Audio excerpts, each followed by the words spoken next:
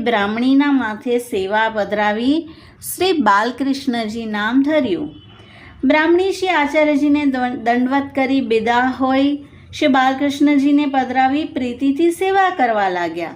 શ્રી ઠાકોરજી સાનુભાવતા જણાવવા લાગ્યા, પ્રીતમ પ્રીત હિતે પૈયે. બ્રાહ્મણી નિષ્કપટ ભોલી હતી, નિષ્કિંચન, દ્રવ્ય નહોતું. માટીના કુંજા શ્રી ઠાકોરજી પાસે ભરી રાખે, રસોઈમાં પણ માટીના પાત્ર અને ઘર પણ નિપટ છોટો, તેમાં જ રસોઈ, મંદિર, ઠાકોરજીની સામગ્રી.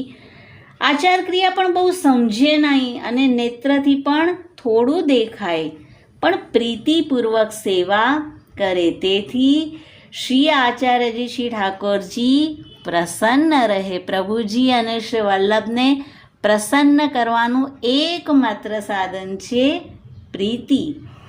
યજમાન પાસે